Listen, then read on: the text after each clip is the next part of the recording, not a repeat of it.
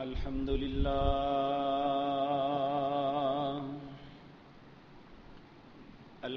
لله نحمده ونستعينه ونستغفره ونعوذ بالله من شرور أنفسنا ومن سيئات أعمالنا من يهده الله فلا مضل له ومن يضلل فلا هادي له وأشهد أن لا إله إلا الله وحده لا شريك له وأشهد أن محمدا عبده ورسوله أما بعد فإن خير الحديث كتاب الله وخير الهدي هدي محمد صلى الله عليه وسلم وشر الأمور محدثاتها وكل محدثة بدعة وكل بدعة ضلالة وكل ضلالة في النار رب اشرح لي صدري ويسر لي أمري واحلل عقدة من لساني يفقهوا قولي اللهم انفعنا بما علمتنا وعلمنا ما ينفعنا وزدنا علما ربي أوزعني أن أشكر نعمتك التي أنعمت علي وعلى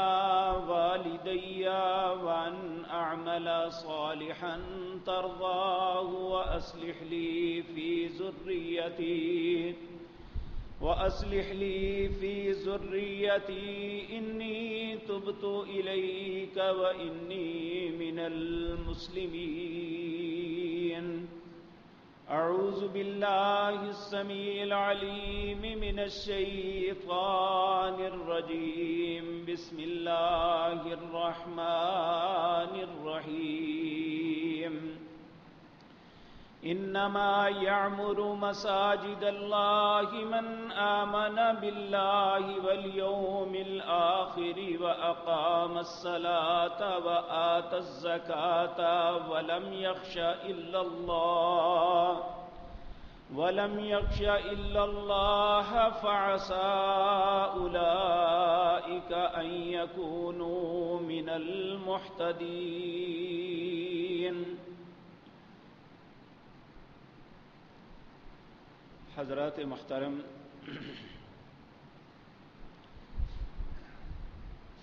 ہر چیز کی ایک فطرت ہوتی ہے اور انسان کی فطرت اسلام ہے. نبی مکرم جناب محمد الرسول اللہ صلی اللہ علیہ وسلم نے ارشاد فرمایا جو بھی بچہ دنیا میں پیدا ہوتا ہے وہ فطرت اسلام پہ پیدا ہوتا ہے. پھر اس کے ماں باپ کی مرضی ہے وَيُحَوِّدَانِهِ وَيُنَصِّرَانِهِ وَيُمَجِّسَانِهِ، وہ اپنے اس بچے کو فطرت سے ہٹا کے یہودی بنا دیں، عیسائی بنا دیں یا مجوسی بنا دیں. لیکن اس انسان کی اصل فطرت جو ہے یہ اسلام ہے. جو انسان اپنی فطرت پہ قائم رہتا ہے وہ دنیا میں بھی کامیاب ہے اور آخرت میں بھی کامیاب ہے. اور جو انسان اپنی فطرت سے ہٹ جاتا ہے وہ ہمیشہ نقصان اٹھاتا ہے، اسے کبھی بھی فائدہ نہیں ملا. دیکھیں، ایک عقلی مثال علماء دیتے ہیں کہ پگڑی جو ہے اس کا مقام سر ہے. جب یہ سر پہ باندھی جائے گی تو ایک انسان کی عزت اور وقار کا سبب ہے. جب اسی کو اتار کے پاؤں پہ باندھ دیں گے تو یہ انسان کو بے بس، مجبور اور اپاہج کر دے گی. یہ چلنے سے بھی قاصر ہو جائے گا. تو جب کسی چیز کو فطرت کے مطابق رکھا جائے تو وہ چیز باعث عزت ہوتی ہے. جب فطرت سے ہٹا کے بالکل اسے الٹ استعمال کیا جائے تو اس کا نقصان ہوتا ہے. تو جس طرح میں نے عرض کیا، اسلام انسان کی فطرت ہے. جب تک یہ اپنے دین پہ قائم رہتا ہے اللہ کی نظروں میں بھی باعزت ہے اور اللہ دنیا میں بھی اسے عزت نصیب کرتا ہے. لیکن جب یہ اپنی فطرت کو چھوڑ دیتا ہے یہ اللہ کے ذمے سے نکل جاتا ہے. آپ دیکھیں، ایک بچے کا کفیل اس کا باپ ہوتا ہے. جب تک وہ بالغ نہیں ہوتا باپ اس کی ہر طرح حفاظت کرتا ہے. بلکہ آپ حیران ہوں گے، ایک جانور بھی اپنے بچے کی حفاظت کے لیے اپنی جان تک دے دیتا ہے کہ میرا بچہ بچنا چاہیے، کچھ بھی ہو جائے. تو اسی طرح انسان جو اپنے باپ کے ذمے کے اندر ہوتا ہے وہ محفوظ ہوتا ہے. اور اگر کسی کا باپ نہ رہے تو کہتے ہیں یہ بیچارہ کون ہے، بے سہارا ہے. تو لوگوں، اس کائنات کا مالک جو ہے، جب تک انسان اس کے ذمے کے اندر ہے یہ انسان دنیا کے ہر معاملے میں محفوظ ہے. جب یہ اللہ کے ذمے سے نکل جاتا ہے پھر اللہ کو اس کی کوئی پرواہ نہیں ہوتی. آپ دیکھیں اس کائنات کے اندر سب سے زیادہ دشمنی نبی مکرم صلی اللہ علیہ وسلم کے ساتھ لوگوں کی تھی. پوری دنیا آپ کی مخالف، ہر شخص آپ کی جان کا پیاسا. لیکن اللہ نے ایک بات کہہ دی تھی کہ آپ تھوڑے ہو یا زیادہ، کمزور ہو، آپ کے کتنے ہی بے بس کیوں نہیں، واللہ یعصمک من الناس، گھبرانا نہیں، تیرا رب تمہیں بچائے گا. کیا ساری دنیا کا کفر مل کے رسول اللہ کا کچھ بگاڑ سکا تھا؟ آج ہم دنیا میں اتنے ہیں، دنیا میں ہر 5واں انسان مسلمان کہلانے والا ہے، لیکن ہم مسلمان کہلانے کے باوجود اتنے ذلت کے اندر ہیں. اس کا سبب کیا ہے؟ کبھی سوچا ہے میں نے یا آپ نے؟ گلہ تو اپنے رب سے بڑا کرتے ہیں کہ ہمارا رب ہماری مدد کیوں نہیں کرتا. کل ایک پوسٹ پڑھ رہا تھا، اس میں ایک ایڈیٹوریل لکھا ہوا کہ اس کا مطلب ہے کہ ہم مان لیں کہ اللہ یہودیوں اور عیسائیوں کو پسند کرتا ہے. میرے عزیز بھائیوں، یہ اتنا کبرت کلمۃ تخرج من افواہہم ان یقولون الا کذبا، یہ اتنی بری بات ہے جو اپنی زبان سے نکالتے ہیں جھوٹ کے علاوہ نہیں. لیکن میں بھی تو سوچوں کہ میں بھی مسلمان ہوں یا نہیں ہوں، میں بھی اپنی فطرت پہ قائم ہوں یا نہیں ہوں. میرے عزیز بھائیوں، کیا ہر سال یہ تماشا اپنی آنکھوں سے نہیں دیکھتے؟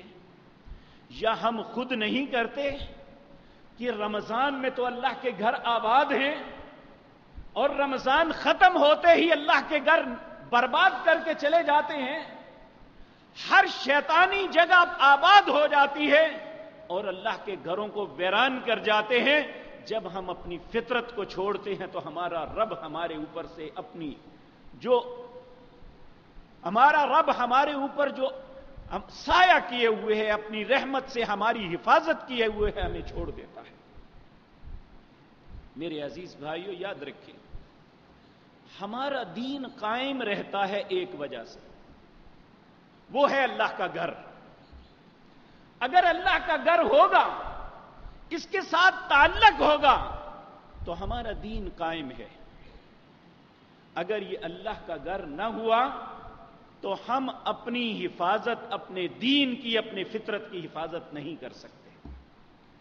اللہ رب العزت نے جب آدم علیہ السلام کو ان کی غلطی کی وجہ سے دنیا کے اندر بھیج دیا، ائمہ مفسرین لکھتے ہیں کہ آپ دنیا میں اس طرح سرگرداں پھرتے تھے جس طرح ایک گمشدہ انسان پھرتا ہے، اس کے سامنے کوئی مانوس چیز نہیں ہے، کبھی وہ ادھر بھاگتا ہے کبھی ادھر بھاگتا ہے۔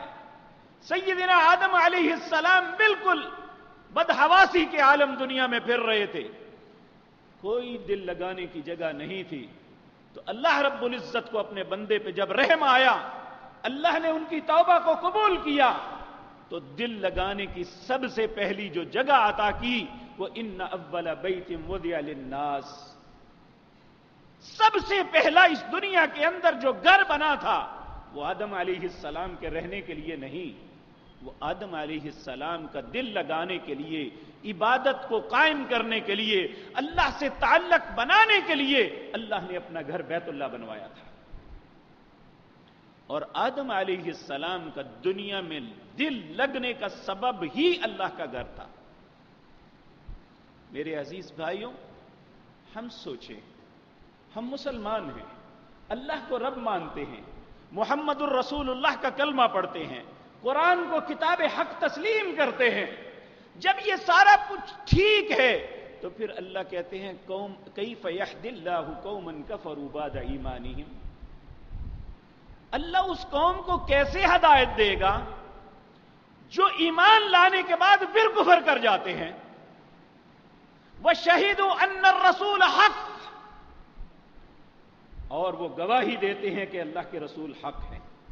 وَجَاءَهُمُ الْبَيِّنَاتُ، اور ان کے پاس بے شمار دلائل آئے ہوئے ہیں، ان دلائل کے باوجود جو انسان پھر بھی اپنی فطرت کو نہیں سمجھتا، اللہ رب العزت کے بتائے ہوئے طریقے کو نہیں اپناتا، تو پھر اللہ کہتے ہیں کیف یہدی اللہ، کہ اللہ کیسے ہدایت دے گا، یا اللہ کو کیا ضرورت پڑی ہے ہدایت دینے کی۔ میرے عزیز بھائیوں، ایک کافر، اس کے پاس جواز ہوگا کہ اسے تو اللہ کی کتاب کا پتہ نہیں، اس نے تو رسول اللہ کو برحق مانا نہیں، لیکن یہ جواز تسلیم تو نہیں کیا جائے گا۔ لیکن ہمارے پاس کیا جواز ہے کہ جن میں سے ہر کے گھر میں قرآن پڑا ہوا ہے، جن میں سے ہر انسان رسول اللہ کو پہچانتا ہے اور آپ کے ساتھ محبت کا دعویٰ کرتا ہے، اسلام کو دین حق مانتا ہے، پھر اپنے دین کا کرتا اتار کے پھینک دیتا ہے، یہ کیسا مسلمان ہے؟ میرے عزیز بھائیو، رسول اللہ صلی اللہ علیہ وسلم آپ جب مدینہ منورہ میں آئے، ہجرت کر کے آئے، اور مہاجرین کی کیفیت یہ تھی کہ لینڈ لارڈ لوگ جو تھے، جن کے پاس مال و دولت کے انبار تھے، سب کچھ انہوں نے چھین لیا، حتیٰ کہ بعض صحابہ ایسے ہیں جن کے کپڑے تک اتروا لیے، ننگا کر کے چلا دیا، اور ترس کھا کے ان کی ماں نے، عبداللہ ذوالبجادین، ان کی ماں نے ایک پھٹا ہوا کمبل گھر سے پکڑا اور 2 ٹکڑے کر کے اپنے بیٹے کی طرف اچھال دیا، کوئی ترس نہ آیا۔ ان حالات میں مہاجرین 496 کلومیٹر کا فاصلہ طے کر کے نہ معلوم کس طرح مدینے پہنچتے ہیں۔ آج تو سڑکیں بنی ہوئی ہیں، خوبصورت سواریاں ہیں، اس کے باوجود ایک تھکا دینے والا سفر ہے، لیکن اس وقت کا تصور کریں جب مکہ سے نکل کے نکیلے اور کالے پتھر تھے، جب ایک نظیف انسان کے پاؤں سے جوتے بھی اتار لیے جائیں اور اسے بھوکا پیاسا باہر چھوڑ دیا جائے، اور وہ 70 کلومیٹر تک فاصلہ جو ہے پتھریلے نکیلے پتھروں کے اوپر اس نے کیا ہو، اور آگے صحراؤں اور جنگلوں کو پھلانگتا ہوا پہنچا ہو، ایسے انسان کی کیا کیفیت ہوتی ہے؟ جب وہ اپنی منزل پہ پہنچتا ہے تو اسے سب سے پہلی فکر گھر کی ہوتی ہے، کھانے پینے کی ہوتی ہے۔ رسول اللہ صلی اللہ علیہ وسلم جب مدینے گئے تو سب سے پہلے کس بات کی فکر ہوئی؟ آپ تاریخ سیرت کی کتابیں اٹھا کے دیکھ لیں، آپ نے مہاجرین کی آباد کاری بعد میں کی تھی، مہاجرین اور انصار کو بھائی چارہ بعد میں کیا تھا، سب سے پہلے سوچا تھا کہ ان مسلمانوں کی فطرت یہ ہے کہ انہیں اللہ کے ساتھ تعلق قائم کرنے کے لیے ایک جگہ ہونی چاہیے، اس جگہ کا نام مسجد ہے۔ آپ نے سب سے پہلے مدینہ منورہ کے اندر مسجد نبوی کی بنیاد رکھی، حالانکہ اس وقت کوئی فنڈز نہیں تھے، کچھ نہیں تھا۔ اللہ پہ بھروسہ کرتے ہوئے، انسان کی فطرت کو مد نظر رکھتے ہوئے، اس لیے میرے عزیز بھائیوں، ہم مسلمان ہیں، ہماری زندگی کی ضرورتیں ساری کی ساری ثانوی حیثیت رکھتی ہیں۔ ہماری زندگی کی سب سے پہلی اور آخری ضرورت یہ ہے کہ ہمارا تعلق اپنے رب کے ساتھ ہے یا نہیں ہے۔ اور اللہ سے تعلق ہمیشہ یاد رکھیں، گھر میں بیٹھ کے، بازار میں بیٹھ کے، کاموں پہ بیٹھ کے نہیں بنتا، اللہ کے ساتھ تعلق اللہ کے گھر میں بنتا ہے۔ اور یہ میں بارہا مرتبہ عرض کر چکا ہوں، رسول اللہ صلی اللہ علیہ وسلم نے فرمایا، یہ نماز جو ہے یہ انسان کی اپنے رب سے ملاقات کا نام ہے، اور انسان اپنے رب سے اپنی نماز کے اندر گفتگو کرتا ہے، اس کی کلام ہے اپنے رب کے ساتھ۔ اذا قال العبد الحمد للہ رب العالمین فقال اللہ عز وجل حمدنی عبدی، جب بندہ نماز میں کھڑا ہو کے کہتا ہے تمام تعریفیں اللہ کے لیے ہیں، اللہ اس کی بات کا جواب دیتے ہیں، حمدنی عبدی، میرے بندے نے میری تعریف کی ہے۔ جب بندہ کہتا ہے الرحمن الرحیم، اے اللہ تو رحمان و رحیم ہے، فقال اللہ عز وجل اثنى علی عبدی، اللہ رب العزت آگے سے جواب دیتے ہیں میرے بندے نے میری ثنا کی ہے۔ جب بندہ کہتا ہے مالک یوم الدین، اللہ تو قیامت کے دن کا مالک ہے، اللہ رب العزت جواب دیتے ہیں مجدنی عبدی، میرے بندے نے میری بزرگی کا اظہار کیا۔ پھر بندہ یقین دلاتا ہے ایاک نعبد و ایاک نستعین، اللہ صرف تیری عبادت کرتا ہوں، صرف تجھ سے مدد چاہتا ہوں۔ اللہ رب العزت اس بات پہ اتنا خوش ہوتے ہیں، پھر انسان کو مخاطب کہتے ہیں ھذا بینی و بین عبدی نصفین، یہ میرے اور بندے کے درمیان آدھی آدھی بات تھی، میرا بندہ بات کرتا تھا، میں اس کی بات کا جواب دیتا تھا، اب میرے بندے مانگ مجھ سے کیا چاہتا ہے میں تمہیں عطا کروں۔ تو بندہ کیا مانگتا ہے؟ اس وقت رزق نہیں مانگتا، اس وقت اولاد نہیں مانگتا، اس میں کوئی شک نہیں، یہ ہماری ضرورتیں ہیں، ہماری زندگی گزارنے کے لیے یہ توشہ ہے، لیکن انسان کے لیے سب سے اہم چیز وہاں بتائی کہ تم اللہ سے کیا مانگو، اہدنا الصراط المستقیم، اللہ مجھے سیدھے رستے پہ چلا دے، کیونکہ دنیا میں مس گائیڈ کرنے والے بے شمار ہیں، ہر شخص اپنی طرف بلاتا ہے، مالک تو مس گائیڈ نہیں کرے گا، جو تیرا رستہ ہے، جس رستے پہ چل کے تیرے پاس آتے، صراط الذین انعمت علیہم، میں ان لوگوں کا رستہ طلب کرتا ہوں جس پہ چل کے لوگ آئے تو نے انعامات سے نوازا، غیر المغضوب علیہم ولا الضالین، مجھے وہ رستہ نہیں چاہیے جس پہ چل کے لوگ آئے تو نے کہا جاؤ گمراہ ہو اور میرے غضب کا شکار ہو، اللہ مجھے وہ رستہ نہیں چاہیے۔ تو جب یہ ہمارا اور اللہ کی تعلق کی بنیاد نماز ہے، اور نماز کے لیے ضروری ہے کہ اسے مسجد میں ادا کیا جائے، اور رسول اللہ صلی اللہ علیہ وسلم کا یہ کرنا سب سے اہم بات ہے کہ آپ نے سب سے پہلے مسجد کو بنایا، اور آپ سے پہلے صحابہ کرام رضوان اللہ علیہم اجمعین بیت عقبہ کر کے جب مدینہ میں آئے تھے تو مسجد نبوی سے پہلے قباء کے اندر انہوں نے مسجد بنائی تھی کہ ہم اکٹھے مل کے ایک جگہ پہ اللہ کی عبادت کر سکیں۔ اور یاد رکھیں، ان اللہ کے گھروں کو آباد کرنا، اللہ رب العزت کہتے ہیں انما یعمر مساجد اللہ، میرے گھروں کو کون تعمیر کرتا ہے، میرے گھروں کو کون آباد کرتا ہے؟ من آمن باللہ، جو اللہ پہ ایمان رکھتا ہے، والیوم الآخر، اور آخرت پہ ایمان رکھتا ہے، واقام الصلاۃ، وہ نماز پڑھتا ہے۔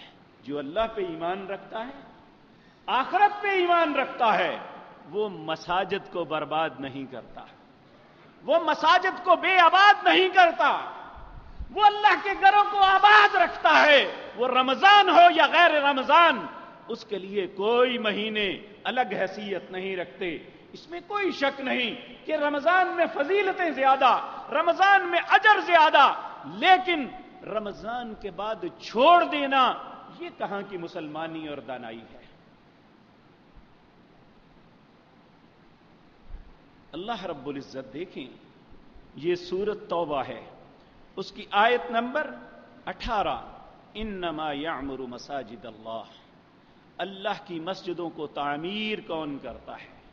اس کو آباد کون کرتا ہے؟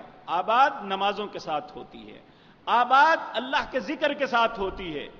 اور تعمیر کرنا، ان گھروں کو دیکھیں، ہمارا گھر تعمیر ہو، جتنا بڑا خوبصورت گھر بنائیں گے اتنا اللہ نے ہم سے سوال کرنا ہے کہ کہاں سے لیا، کیسے بنایا.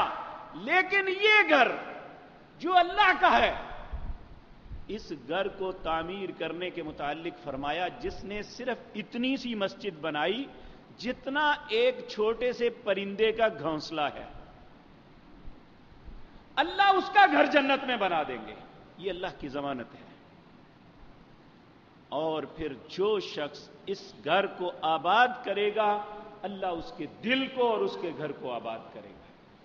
نبی کریم صلی اللہ علیہ وسلم نے فرمایا، یہ حدیث قدسی ہے، اللہ ابن آدم کو مخاطب کر کے کہتے ہیں، یہ ابن آدم، اے آدم کی اولاد، اپنے آپ کو میری عبادت کے لیے فارغ کر لے. کیا مطلب؟ کہ جب میری عبادت کا وقت ہے اس وقت اپنے آپ کو الگ کر لے. جب حی علی الصلاح اور حی علی الفلاح کی ندا کان میں پڑ جائے تو پھر سارے کام چھوڑ دو. جب ایسا ہو جائے، کہا جب تم آواز پڑھ لے، فارغ کر لو، تو میں اس کے مقابلے میں تمہیں کیا دوں گا؟ کہا میں تمہارے دلوں کو رعنائیوں سے بھر دوں گا، میں تمہاری مفلسی کا سدباب کروں گا.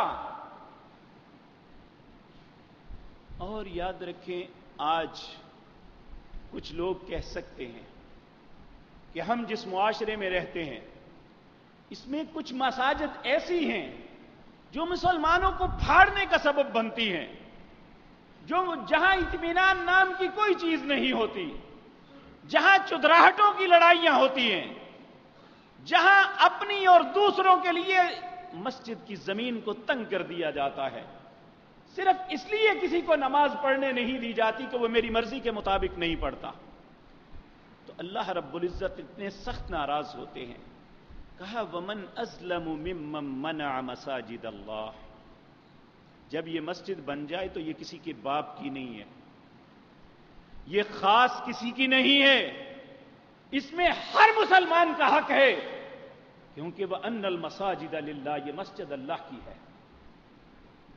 اگر ہم نے اس میں کچھ حصہ ڈالا ہے تو ہم نے اپنے رب کو قرض دیا ہوا ہے اور وہ قرض ہمیں لوٹائے گا. ہمارا کوئی حق نہیں کہ میں نے یہ بنایا یا یہ کیا. ہمارا حق صرف یہ ہے کہ اس کی آباد کاری کی کوشش کریں. ہم خود بھی اور اپنی اولادوں کو تعلق بنائیں.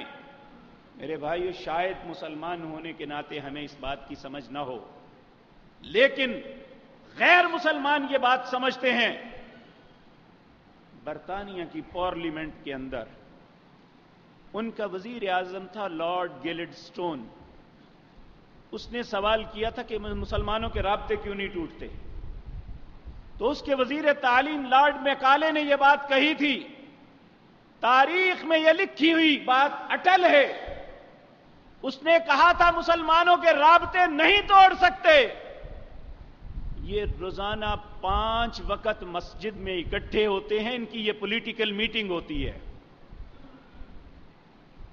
اس کے اندر یہ ایک دوسرے کی ہمدردی کرتے ہیں، ایک دوسرے کا ساتھ دیتے ہیں. میرے بھائیو، ہم نے یہ بات سمجھی ہی نہیں کہ یہ مسجد تو ہمارے اتحاد کی علامت تھی.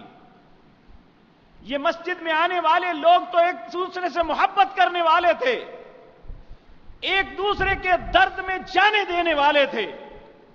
آج کیا سبب ہے کہ مساجد سے ہی ایک دوسرے کے لیے نفرت کی آوازیں نکلتی ہیں؟ میرے بھائیو، یہ آج سے نہیں، رسول اللہ کے زمانے میں ہی ایسا شروع ہو گیا تھا.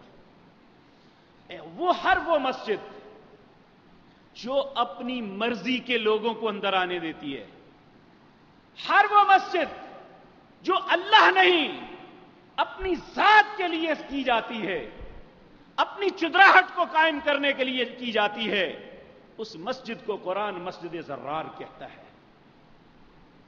یہ مسجد اللہ کے لیے نہیں ہے۔ اگر میں آپ کو اپنی طرف بلاؤں، اپنے آبا کی طرف بلاؤں، آپ کو یہ کہیں کہ فلاں بزرگ ایسے ہیں اس لیے ان کی طرف آؤ، تو یہ دنیا کا سب سے بڑا جھوٹ ہے جو یہاں کھڑے ہو کے بولوں گا، کیونکہ اللہ رب العزت کہتے ہیں وَأَنَّ الْمَسَاجِدَ لِلَّهِ فَلَا تَدْعُوا مَعَ اللَّهِ أَحَدًا، یہ مسجدیں اللہ کی ہیں، یہاں اللہ کے علاوہ کسی کو نہیں بلایا جا سکتا، یہاں کوئی چودھری نہیں ہے، کوئی بڑا نہیں ہے، سب اللہ کی بارگاہ میں برابر ہیں۔ ممکن ہے مصلی پہ کھڑا ہونے والا، منبر پہ کھڑے ہونے والا، اس کا مقتدی اس سے بہت بہتر ہو اللہ کی نظر میں، یہ اللہ کو پتا ہے۔ تو میرے عزیز بھائیوں، ہماری فطرت منسلک ہے مساجد کے ساتھ۔ جب سے ہم نے اپنی اولادوں کا تعلق اپنی مسجدوں سے توڑ دیا، ہمارے اندر سے دین ختم ہوتا جا رہا ہے، ہمارے دل کلین ہوتے جا رہے ہیں، صاف ہوتے جا رہے ہیں، اس پہ کچھ بھی نہیں رہا۔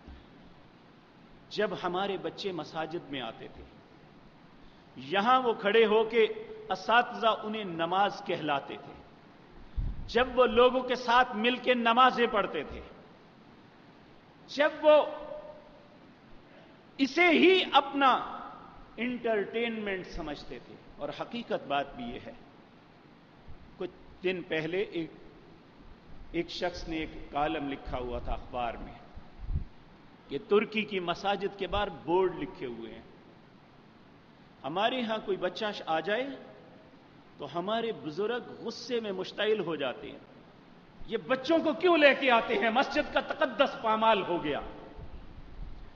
انہوں نے لکھا ہوا ہے یہاں آنے والے کسی بچے کو مت روکو، یہ آنے والی نسل ان مسجدوں کو آباد کرنے والی ہے۔ شرمناک کردار ہے ان نمازیوں کا، ان علماء کا، جو ان بچوں کو مساجد سے آنے سے روکتے ہیں۔ اللہ کہتے ہیں وَمَنْ أَظْلَمُ مِمَّنْ مَنَعَ مَسَاجِدَ اللَّهِ، اس سے بڑا ظالم کون ہے جو اللہ کے گھروں میں آنے سے لوگوں کو روکتا ہے۔ اس دنیا میں کعبۃ اللہ سے معظم اور مطہر جگہ کوئی نہیں ہے۔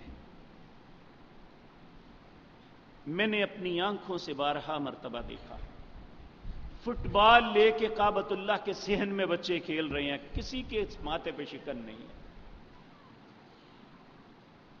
اور اس کا سبب یہ ہے، آپ کسی عرب کی جنگل کی مسجد میں نماز پڑھ لیں، اذان ہوتی ہے، معلوم نہیں آبادی بھی نظر نہیں آتی، لیکن جب نماز کا وقت ہوتا ہے بھر جاتی ہے۔ سعودی عرب تو ایک الگ ملک ہے، دبئی ایک غلیظ ترین ملک ہے، لیکن آپ اس کی کسی بھی مسجد 200 میٹر سے دور مسجد کوئی نہیں ہے، کسی بھی مسجد کو دیکھ لیں، ان کی ساری خباثتیں اپنی جگہ، لیکن کوئی بھی مسجد دیکھ لیں، اذان جب ہوئی آپ مسجد کے اندر نماز نہیں پڑھ سکتے، آپ سڑک کے اوپر پڑھیں گے۔ کوئی جمعہ ایسا نہیں۔ فجر کی نمازوں میں نے دیکھا ہے کہ فجر کی اذان ابھی ہونے میں وقت ہے، آدھا گھنٹہ پہلے 400 نمازی بیٹھ کے قرآن کی تلاوت یا تہجد پڑھ رہے ہوتے ہیں۔ ہمارا کردار کیا ہے؟ ہمارا تعلق کتنا ہے اللہ کے گھر کے ساتھ؟ میرے بھائیوں، جب ہمارا تعلق اپنے رب کے ساتھ ہوگا تو یاد رکھیں ہر نماز کے ساتھ ہماری خباثتیں دھلیں گی، ہمارے گناہ معاف ہوں گے، ہمارے ضمیر کو تقویت ملے گی، ہمارے اندر ملکہ پیدا ہوگا کہ ہم برائیوں کو ترک کر دیں، کیونکہ اللہ نے نماز ہی ایک ایسی دنیا میں چیز بنائی ہے، ان الصلاۃ تنہی عن الفحشاء والمنکر۔ یہ نماز بے حیائی اور برائی کے کاموں سے روکتی ہے. اور یہ مسجد نبی مکرم صلی اللہ علیہ وسلم نے فرمایا زمین کے اندر جتنی جگہ ہے سب سے محبوب ترین جگہ اللہ کو مسجد لگتی ہے اور سب سے بدترین جگہ بازار ہے. ہماری محبتیں بازاروں کے ساتھ ہیں, اللہ کے گھروں کے ساتھ نہیں ہیں. یہ نہ سمجھے کہ بدترین کیوں کہا, اس لیے کہ وہاں جھوٹ, مکر, فراڈ, دھوکہ سب کچھ ہوتا ہے اور اللہ کا گھر ان چیزوں سے پاک ہے. لیکن بہت سے لوگوں نے اللہ کے گھر کو بھی گندا کر دیا ہے. تو میرے عزیز بھائیوں, اللہ رب العزت کو وہ شخص اتنا محبوب ہے. نبی کریم صلی اللہ علیہ وسلم نے فرمایا جو گھر سے اچھا وضو کرتا ہے پھر اللہ کے گھر کے لیے اللہ کے کسی بھی گھر کی طرف چل پڑتا ہے نماز کی نیت سے, کہا جب وہ قدم اٹھاتا ہے اس کے 2 قدموں کے درمیان معلوم ہے کیا ہوتا ہے؟ صحابہ نے کہا اللہ کو معلوم ہے یا اللہ نے آپ کو بتایا ہوگا. آپ نے فرمایا 1 قدم رکھتا ہے تو اس کا گناہ معاف ہوتا ہے, دوسرا رکھتا ہے اللہ درجہ بلند کر دیتا ہے. اور جب وہ وضو کر کے اللہ کی گھر کی طرف چلتا ہے فَهُوَ زَائِرُ اللَّهِ, وہ اللہ کا مہمان بن جاتا ہے. اور لوگوں ہر عزت دار جو ہے اپنے مہمان کی عزت کرتا ہے, تو اللہ کیوں نہیں اپنے مہمان کی عزت کرے گا جب تک وہ اپنے گھر سے نکل کے مسجد میں آتا ہے, نماز کو ادا کرنے کے لیے انتظار میں بیٹھتا ہے. نبی کریم صلی اللہ علیہ وسلم نے فرمایا کہ وہ شخص اس طرح ہے جیسے نماز میں ہے. جب تک وہ ایسے حالات میں رہتا ہے اللہ کے مخصوص فرشتے اس کے لیے دعائیں کرتے رہتے ہیں, اے اللہ اس پہ رحم کر دے, اے اللہ اسے معاف کر دے, اے اللہ اس کی زندگی آسان کر دے, اے اللہ اس کی مشکلات کو دور کر دے. کیا کیا ہے ہم نے جس کی وجہ سے اللہ نے اپنے فرشتوں کی ڈیوٹی لگا دی؟ نماز تو پڑھنی ہے, نماز نہ ہوئی تو کچھ بھی نہیں ہے. تو نماز کے لیے صرف اللہ کے گھر میں آنا اللہ کو اتنا محبوب ہے, اتنا پسند ہے, وہ انسان اتنا خوبصورت لگتا ہے, اللہ اسے اپنا مہمان بنا لیتا ہے اور اپنے فرشتوں کی ڈیوٹی لگا دیتا ہے. تم اس کے لیے دعائیں کرو, میرے حضور اس کی مغفرت کی دعا مانگو, اس کے لیے رحم کی اپیل مانگو, اس کی مشکلات کا حل مانگو. ہم نہ بھی دعا کریں تو ہمارے لیے فرشتے کریں گے. تو میرے عزیز بھائیوں, پھر کیوں نہیں مجھے اور آپ کو سمجھ آتی ہم کیوں اللہ کے گھروں سے پیچھے ہٹتے ہیں؟ یاد رکھیں اللہ کے گھروں میں آنا اتنا عظیم عمل ہے. نبی کریم صلی اللہ علیہ وسلم نے فرمایا قیامت کا دن جو 50,000 سال کا ہوگا, اللہ کے عرش کے علاوہ کوئی سایہ نہیں ہوگا, اور 1.25 نیزے کے اوپر سورج ہوگا. آج جو کروڑوں میل نوری سال دور ہے, گرمیوں کی تپش ہمیں چند لمحے سورج کے سامنے کھڑے ہونے کی سخت نہیں ہے. جب اتنا قریب ہوگا ہر انسان اپنے پسینے کے اندر اپنے گناہوں کے برابر ڈوبا ہوگا. سخت کرب ناپ حالات میں انسانیت ہوگی. ایسے حالات میں 7 خوش نصیب ہوں گے جنہیں اللہ اپنے عرش کا سایہ نصیب فرمائیں گے. ان میں ایک وہ شخص جس کا دل معلق رہتا ہے اللہ کے گھر کے ساتھ. نماز پڑھ کے گیا, اگلی نماز کے لیے فکر شروع ہو گیا کہ کب وہ وقت آئے میں اللہ کے گھر میں پہنچوں, اور وہ اس کا دل ہی اللہ کے گھر میں لگتا ہے. اور دل لگنے سے مراد یہ نہیں ہے کہ آپ اپنے کاروباروں کو, اولاد کو, سب کو چھوڑ کے یہاں کے آ کے ڈیرا ڈال لیں. نہیں میرے بھائیو, نبی کریم صلی اللہ علیہ وسلم کے ایک صحابی عبداللہ بن عمر بن عاص رضی اللہ تعالی عنہ, آپ اکثر روزے رہتے, رات کو قیام کرتے رہتے, گھر کی طرف کوئی توجہ نہیں.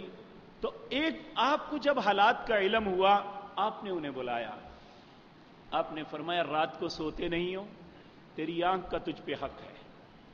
گھر والوں کو وقت نہیں دیتے, تیری بیوی کا تجھ پہ حق ہے. تیری اولاد کا تجھ پہ حق ہے، اور اپنے جسم کو تم قوت نہیں دیتے، ریسٹ نہیں دیتے، تیرے جسم کا تجھ پہ حق ہے۔ اللہ یہ قطعاً ہم سے نہیں چاہتا کہ ہمیں باندھ لے یہاں پہ، بلکہ وہ چاہتا یہ ہے جن اوقات کو میں نے تمہارے لیے مقرر کیا ہے ان اوقات میں آ جاؤ، میں یہی سمجھوں گا یہ سب کچھ کر رہے ہیں۔ آپ اندازہ فرمائیں، نبی کریم صلی اللہ علیہ وسلم نے فرمایا جس نے رات عشاء کی نماز کو باجماعت پڑھا اور اس کے بعد وہ سو گیا، پھر فجر کے وقت اٹھا اور اس نے فجر کی نماز کو باجماعت جا کے پڑھا، اللہ پوری رات کی عبادت کا ثواب عطا فرما دیں گے۔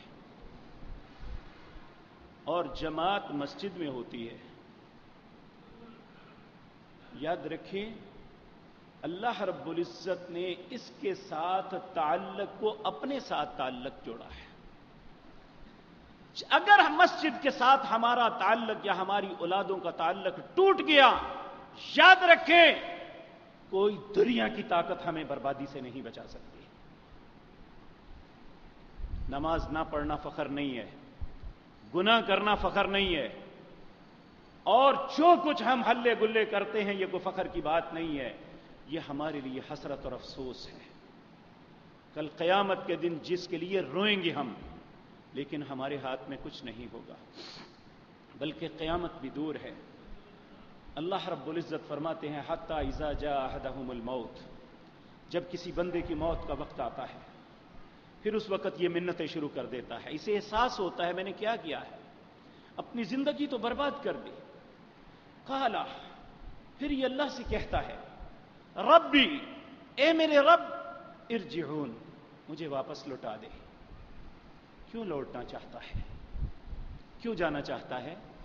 کہتا ہے لعلی اعمل صالحا، تاکہ میں اچھے کام کر لوں، فیما ترکتو، جو چھوڑ آیا نہیں کیے۔ تو پھر اللہ کا جواب کیا ہوگا؟ کلا، اب یہ نہیں ہو سکتا۔ جب انسان بار بار منتیں کرے گا تو اللہ رب العزت جواب دیں گے انہا کلمۃ ہوا قائلھا، یہ تیرے کہنے کی بات ہے، کہتا رہے۔ وَمِن وَرَائِهِمْ بَرْزَخٌ إِلَىٰ يَوْمِ يُبْعَثُونَ، اس کے اور دنیا کے درمیان ایک پردہ حائل کر دیا جائے گا۔ یوم یبعثون، جب تک قیامت قائم نہیں ہوتی وہ پردہ نہیں ہٹے گا۔ نہ دنیا والے اس کی مصیبتوں کو دیکھ سکیں گے، نہ وہ اپنی مصیبتوں کا حال دنیا والوں کو سنا سکے گا، نہ دنیا میں کوئی اس کا عزیز و اقارب اس کی مدد کر سکے گا۔ اس لیے آج میرے اور آپ کے پاس وقت ہے۔ اسلام صرف رمضان کے لیے نہیں اترا، مساجد کے ساتھ تعلق صرف رمضان کے اندر نہیں ہے، نمازیں صرف رمضان کے لیے فرض نہیں ہوئی، قرآن کی تلاوت صرف رمضان کے لیے نہیں تھی، اللہ کا ذکر صرف رمضان کے لیے نہیں تھا۔ اللہ تو ہم سے چاہتا ہے کہ تھوڑا دکھا دو لیکن مستقل دکھاؤ۔ زیادہ مجھے نہیں ضرورت کہ ساری رات جاگو، مجھے نہیں ضرورت سارا دن عبادت کرو، مجھے نہیں ضرورت، تھوڑا کر لو۔ نبی کریم صلی اللہ علیہ وسلم کے پاس ایک اعرابی آیا، کہنے لگا یا رسول اللہ صلی اللہ علیہ وسلم، گاؤں کے لوگ ہیں، باتیں یاد نہیں رہتی، ان پڑھ ہیں، اجڑ لوگ ہیں، زیادہ باتیں یاد رکھ بھی نہیں سکتے، چھوٹی سی بات بتائیں، اللہ جنت دے دے اور جہنم سے بچا دے۔ آپ نے اسے کچھ باتیں بتائیں۔ ہمارے علماء اگر کوئی نماز کی طرف آتا ہے تو اسے قضا کی طرف لگا دیتے ہیں کہ نماز کے ساتھ پچھلی نماز بھی پڑھو، جو پہلے ایک نہیں پڑھتا اسے دو دو پہ لگا دیتے ہیں، چند دنوں کے بعد وہ ہمیشہ کے لیے چھوڑ دیتا ہے۔ اگر وہ ویسے نماز کے لیے آتا ہے تو اسے کہتے ہیں عشاء کی 17 پڑھو گے تو تمہاری نماز ہوگی وگرنہ نہیں ہوگی، ایسے کرو گے تو ہوگی وگرنہ نہیں ہوگی۔ رسول اللہ کے پاس اعرابی آیا، آ کے کہنے لگا گاؤں کے لوگ ہیں، زیادہ باتیں یاد نہیں رکھ سکتے، تھوڑی سی بات بتائیں، اللہ جنت دے دے جہنم سے بچا دے۔ رسول اللہ صلی اللہ علیہ وسلم نے فرمایا کہ تم صرف اللہ کی عبادت کرنا، اس کے ساتھ شرک نہ کرنا۔ کہنے لگا جی ڈن، ایسے ہی کروں گا، عبادت تو صرف اللہ کی کروں گا، اس کے ساتھ کسی کو شریک نہیں ٹھہراؤں گا۔ آپ نے فرمایا دن اور رات میں 5 نمازیں فرض ہیں، ان کی 17 رکھتے ہیں. 17 کس طرح؟ 2 فجر، 4 ظہر، 4 عصر، 3 مغرب، 4 عشاء، 17 رکھتے فرض ہیں. اور کہنے لگا اس کے علاوہ بھی کچھ نماز ہے. آپ نے فرمایا اگر پڑھو گے تو نفل ہے، اگر نہیں پڑھو گے تو تیرے لیے یہی کافی ہے. پھر اس نے کہا کیا میرے لیے اور بھی کوئی حکم ہے؟ آپ نے فرمایا اللہ نے سال کے اندر 1 مہینے کے روزے فرض کیے ہیں، اور ان روزوں کو رکھنا اگر تم تندرست ہو تو لازم ہے. کہنے لگا کہ ان کے علاوہ بھی مجھے کچھ روزے رکھنے ہیں. آپ نے فرمایا نہیں، اگر رکھو گے تو وہ نفل ہوں گے، اگر نہیں رکھو گے تو تیرا فریضہ ہو گیا. پھر اس نے کہا میرے لیے کچھ اور بھی حکم ہے. آپ نے فرمایا اگر اللہ نے مال دیا ہے تو 40 میں سے 39 اپنے پاس رکھنا، 1 اللہ کے رستے میں دے دینا. کہنے لگا اس کے علاوہ بھی مجھے کچھ دینا ہے. آپ نے فرمایا جو دو گے وہ نفل ہے، اگر اتنا ہی دو گے تو تیرا فریضہ پورا ہو گیا. کہنے لگا کچھ اور بھی میرے لیے حکم ہے. آپ نے فرمایا مسلمانوں کے ساتھ خیر خواہی کرنا. پھر اٹھا، کہنے لگا والذی بعثک بالحق، مجھے اس ذات کی قسم ہے جس نے آپ کو حق کے ساتھ مبعوث فرمایا ہے، میں اللہ کی قسم کھا کے کہتا ہوں جو آپ نے فرائض بتائے نہ اس سے کم کروں گا نہ زیادہ کروں گا. چل پڑا. آپ نے فرمایا من سر رہا، جس بندے کے دل کو یہ بات اچھی لگتی ہے کہ وہ اہل جنت میں سے کسی شخص کو دیکھنا چاہتا ہے تو اسے دیکھ لو، اگر یہ ایسا کر لے تو. ہم نے نمازیوں کو مسجد سے بھگا دیا ان کے اوپر بوجھ ڈال کے. میرے عزیز بھائیوں، فرائض کے علاوہ جو کچھ ہے اس کی باز پرس نہیں ہے. رسول اللہ صلی اللہ علیہ وسلم نے ویسے ان کی فضیلتیں بتائی. آپ نے فرمایا جو فرض نماز کے علاوہ دن اور رات میں 12 رکعتیں پڑھے گا اللہ اسے جنت میں ایسا گھر دے گا جس جیسا گھر کوئی نہیں ہوگا. وہ 12 رکعتیں کس طرح ہے؟ 2 فجر سے پہلے، لیکن فرائض کا حصہ نہیں ہے.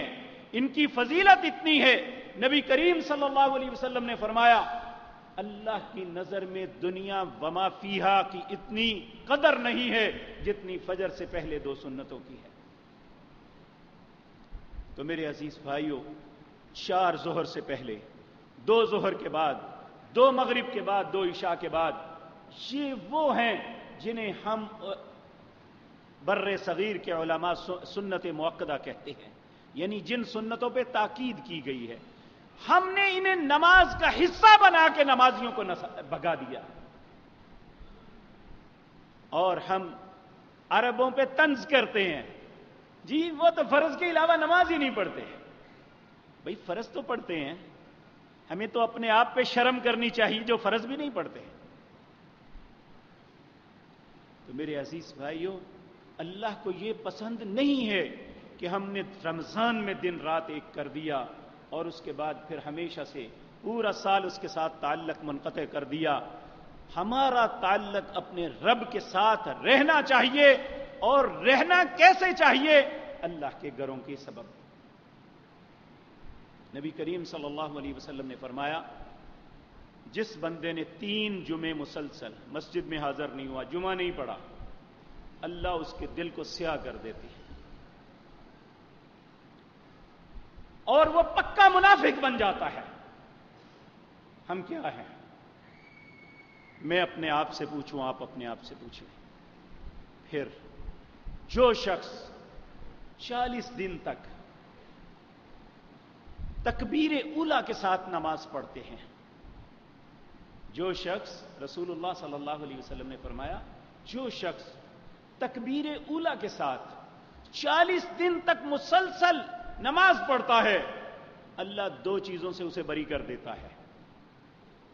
پہلی چیز، اللہ اس کے دل سے نفاق ہمیشہ کے لیے ختم کر دیتا ہے. یعنی نفاق سے بچنے کے لیے ضروری ہے کہ ہماری مسلسل حاضری اللہ کے گھر میں ہونی چاہیے. دوسرا، نبی کریم صلی اللہ علیہ وسلم نے فرمایا جو 40 دن تک مسلسل تکبیر اولیٰ کے ساتھ نماز پڑھتا ہے اللہ رب العزت اسے جہنم کی آگ سے ہمیشہ کے لیے آزاد کر دیتے ہیں.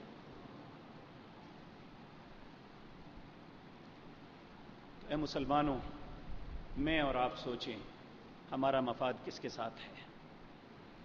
واللہ باللہ سمت اللہ، کاروبار کریں، اللہ آپ کے کاموں میں برکت عطا فرمائے۔ آپ اپنی اولادوں کی تربیت کریں، اللہ آپ کی اولادوں کو سلامت رکھے۔ آپ اپنے گھروں کو خوبصورت بنائیں، اللہ آپ کو اور بہتر عطا فرمائے۔ لیکن یاد رکھیں، یہ ساری چیزیں ہمارے لیے وہ آسانی پیدا نہیں کر سکتی جو ہمارے لیے اللہ کا گھر کر سکتا ہے۔ اس لیے اپنا تعلق اللہ کے گھروں کے ساتھ جوڑیے، انہی کے ساتھ تعلق ہوگا تو اللہ کے ساتھ تعلق بنے گا۔ اللہ یہ بات مجھے اور آپ کو سمجھنے کی توفیق عطا فرمائے۔ اقول قولی ھذا واستغفر اللہ۔ من يهده الله فلا مضل له ومن يضلل فلا هادي له واشهد ان لا اله الا الله وحده لا شريك له واشهد ان محمدا عبده ورسوله۔ اللهم صل على محمد وعلى آل محمد كما صليت على إبراهيم وعلى آل إبراهيم إنك حميد مجيد۔ اللهم بارك على محمد وعلى آل محمد كما باركت على إبراهيم وعلى آل إبراهيم إنك حميد مجيد۔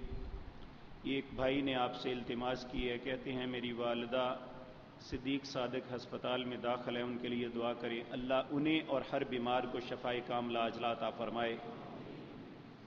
ایک بیٹے نے لکھا ہے کہ 9th کا رزلٹ آنے والا ہے، دعا کرے اللہ ہمارے سب بچوں کو کامیابیاں سے ہمکنار فرمائے۔ ایک بھائی نے سوال کیا ہے، میرا سوال ہے اگر ایک مصلی پہ امام نے نماز کروائی ہے تو اگر دوسری نماز کروانی درکار ہو جائے تو کیا اسی مصلی پہ دوسری نماز امام کروا سکتا ہے؟ 1000 نمازیں کروا سکتا ہے، دوسری نہیں، 1000 مرتبہ بھی نماز ہو سکتی ہے۔ یہ ایک بر صغیر کے ایک مکتبہ فکر نے ایک ضد اور اڑ لگائی ہوئی ہے کہ جس مسجد میں نماز ہو جائے لوگوں کو وہ باجماعت نماز پڑھنے سے روکتے ہیں، حالانکہ رسول اللہ صلی اللہ علیہ وسلم آپ نماز پڑھا کے بیٹھے ہوئے تھے، ایک شخص مسجد میں داخل ہوا، آپ نے لوگوں سے کہا تم میں سے کون ہے جو اپنے بھائی کے لیے صدقہ کرے؟ لوگوں نے عرض کیا یا رسول اللہ اس نے نماز پڑھنی ہے، ہم اس کے لیے کیا صدقہ کر سکتے ہیں؟ آپ نے فرمایا کوئی بندہ اس کے ساتھ مل کے نماز پڑھ لے، اس کی نماز باجماعت ہو جائے گی، تمہارا اس کے لیے صدقہ ہو جائے گا۔ تو ایسا انسان جس نے نماز پڑھ چکا ہے وہ بھی اگر آنے والے نمازی کو کہے کہ میں تمہارے ساتھ نماز پڑھتا ہوں، میری نماز نفل ہوگی، میں آپ کو باجماعت نماز مہیا کرتا ہوں، وہ اس کے لیے ایک صدقہ کر رہا ہے۔ اور ہم کتنے بدبخت ہیں کہ اللہ کے رسول نے اجازت دی ہے اور ہم کہتے ہیں ہماری مسجد میں نہیں۔ جب ہماری مسجد ہوگی تو وہ مسجد زرار ہوگی، جب اللہ کی مسجد ہوگی تو اس میں نماز سے کسی کو نہیں روکا جا سکتا، چاہے وہ انفرادی نماز پڑھتا ہے یا اجتماعی پڑھتا ہے۔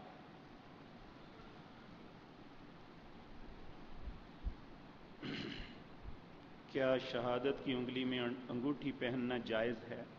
دیکھیں، جائز ناجائز اس وقت ہے جب کسی کوئی حکم ہو یا نفی ہو۔ نبی کریم صلی اللہ علیہ وسلم نے دائیں ہاتھ کی اس انگلی میں پہنی، اگر ہم اس انگلی میں پہن لیں گے جسے چھوٹی انگلی کہتے ہیں تو یہ ایک مسنون ہے، لیکن آپ نے یہ کہیں منع نہیں فرمایا کہ دوسری انگلی میں نہیں پہنی جا سکتی۔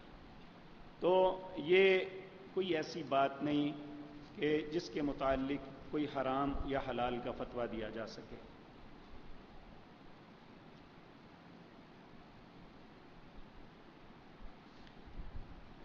میرا سوال یہ ہے کیا طوطے اور دیگر پرندے رکھنا جائز ہے؟ پہلی بات تو یہ ہے کہ جو قید کر کے پرندے رکھتے ہیں وہ جائز نہیں ہے۔ تو بعض لوگ کہتے ہیں یہ پرندے پیدا ہی پنجرے میں ہوتے ہیں، اگر انہیں آزاد چھوڑا جائے تو دوسرے پرندے مار دیتے ہیں، تو بعض لوگ اس کے جواز کا فتویٰ دیتے ہیں، لیکن یہ ایک فضول بات بنی ہوئی ہے، لوگ اس کے لیے خرید و فروخت کرتے ہیں اور یہ سارا کچھ ہوتا ہے، اور جو لوگ رکھتے ہیں وہ ہمیشہ انہی کے طرف دھیان دے کے رکھتے ہیں۔ دیکھیں، کبوتر ایک جانور ایسا ہے جو آزاد ہوتا ہے اور آزاد رکھ کے اسے پالا جا سکتا ہے اپنے گھر میں، تو نبی کریم صلی اللہ علیہ وسلم نے کبوتر پالنے کو نحوست قرار دیا ہے کہ اپنے گھر میں کوئی انسان پالتو جانور کے طور پہ کبوتر رکھتا ہے تو بے شک وہ اڑاتا نہیں ہے، شرطیں نہیں بھی لگاتا، تب بھی اس کے لیے کہا یہ نحوست ہے، اس نحوست کو اپنے گھر سے نکال دو۔ تو ہمیں کوئی ایسا کام نہیں کرنا چاہیے جو ہمیں اللہ کے ذکر سے غافل کرتا ہے۔ میرے عزیز بھائیو، رمضان کا مہینہ گزر گیا، شوال شروع ہے۔ نبی کریم صلی اللہ علیہ وسلم نے فرمایا جو شخص رمضان کے بعد اس شوال کے اندر 6 روزے اپنے رمضان کے روزوں کے ساتھ ملا لیتا ہے۔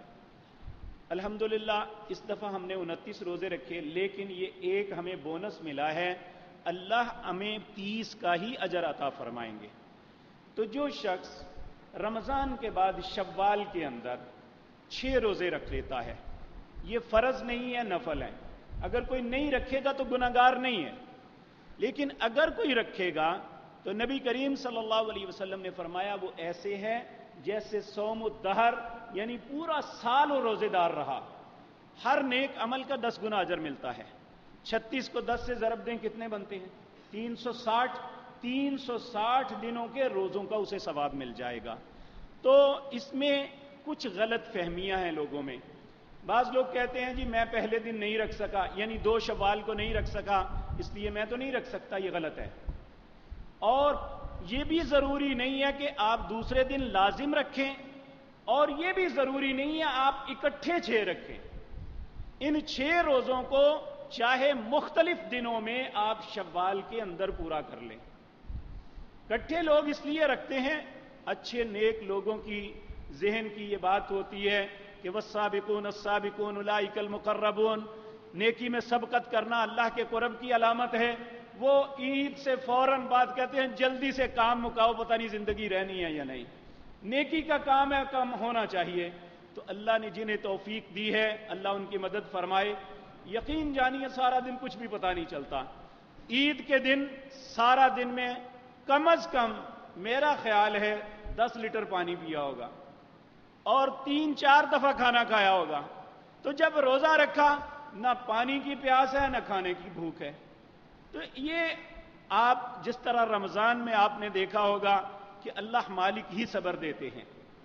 اور یہاں یہ بات یاد رکھیں کہ فرض روزے کے اندر اگر روزے دار کے سامنے کوئی کھائے تو وہ گناہگار ہے، نفل روزے کے اندر اگر کوئی کھائے تو گناہگار نہیں ہے، لیکن روزے دار کو اللہ اجر عطا کریں گے کہ تیرے سامنے کھا رہا ہے تو میرے لیے بھوکا بیٹھا ہوا ہے۔ یعنی کھانے والا گناہگار نہیں ہے، وہ سارے لوگوں کو دیکھتا ہے، سب لوگ کھا پی رہے ہیں، لیکن اس نے اپنے آپ کو روکا ہوا ہے صرف اللہ کے لیے۔ وہ جب بھی کسی کو کھاتے یا پیتے ہوئے دیکھتا ہے اس کے نامہ اعمال میں نیکیاں لکھی جاتی ہیں۔ تو یہ ہر مسلمان کو کوشش کرنی چاہیے، فرض نہیں ہے لیکن مشورہ ہے کہ کوشش کرنی چاہیے ان 30 کے ساتھ 6 اور ملا لیں تو انشاءاللہ سارے سال کا روزے دار اللہ کی نظروں میں شمار ہوگا۔ اللہ ہم سب کو توفیق عطا فرمائے۔ اللہم انصرنا ولا تنصر علینا وأعزنا ولا تذلنا وزدنا ولا تنقصنا وارحمنا أنت مولانا فانصرنا على القوم الكافرين۔ اللهم أعز الإسلام والمسلمين وأذل الشرك والمشركين، اللهم دمر أعداء الدين، أذهب الباس رب الناس واشف أنت شافي لا شفاء إلا شفاؤك شفاء لا يغادر سقما، اللهم اشفنا بشفائك واداونا بدوائك واغننا بفضلك عمن سواك يا واسع الفضل يا واسع المغفرة۔ ربنا آتنا خير الدنيا وخير الآخرة وقنا واصرف عنا شر الدنيا وشر الآخرة۔ سبحان ربك رب العزة عما يصفون وسلام على المرسلين والحمد لله رب العالمين۔